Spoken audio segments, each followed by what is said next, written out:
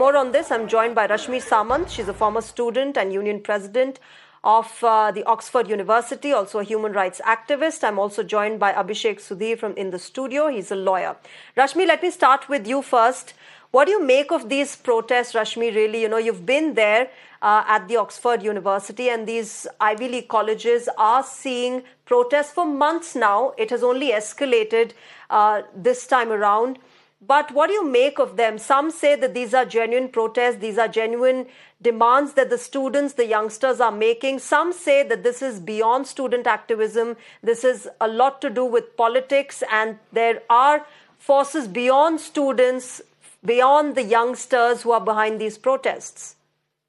Well, Shreya, firstly, I think all campuses are in a way or not, places where there's student activism.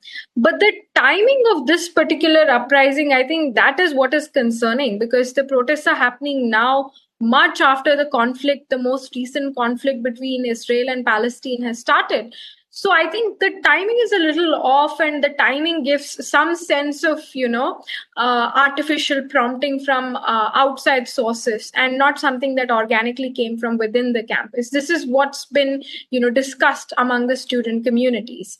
Other than that, what I find absolutely concerning is the fact that the students are being arrested. Even professors who are, part of these protests are being, pounded to the concrete floor on the streets of their very own campuses, and then they're being arrested. And it's a travesty that the United States ranks much higher in terms of democracy index, where it has whilst it has very little regard for free speech of its own students and faculty. So I think that kind of a comparison, if you draw with respect to India, then you can clearly see the hypocrisy in the way in which countries in the global south are treated with respect to their freedom of speech and democracy and all other indices as compared to the West.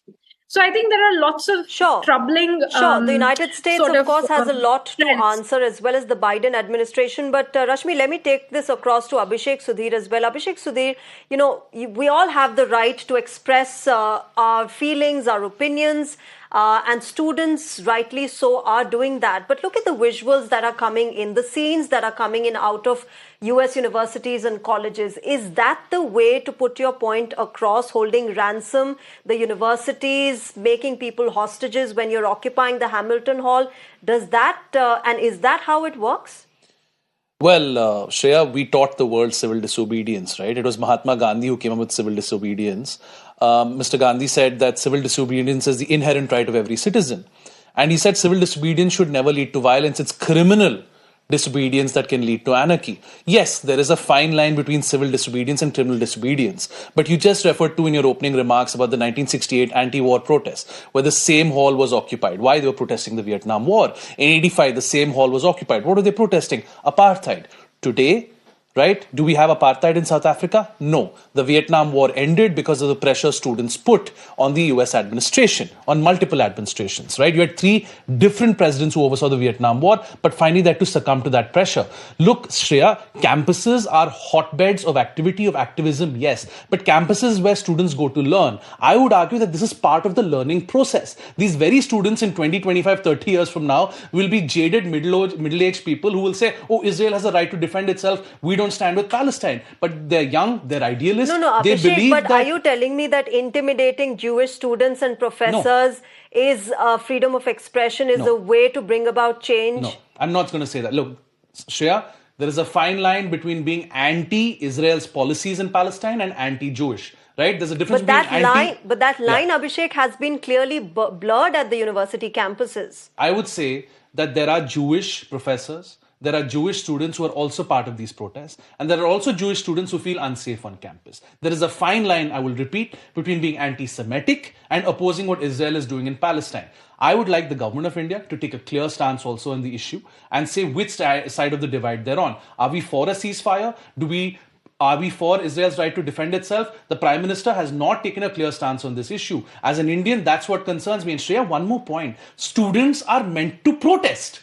That is the point of being a student. The point of being a student is you're supposed to be angry. You're supposed to be against the system. In a sense, rebel without a cause. Here, these are rebels with a cause. Let us encourage protest because that is what makes good individuals, right? Protest is part of the very creed of our country. How do you think we got independence, Shreya? We didn't get independence by sitting at the negotiating table with the British. We got independence from civil disobedience. We got independence from the Dandi March. We got independence from the Quit India movement. Mahatma Gandhi led us through civil disobedience. Martin Luther King adopted it. Nelson Mandela adopted it. And today these protesters want to adopt it, well and good. But don't engage in violence. Please keep the protest peaceful. That's what I would say. Let me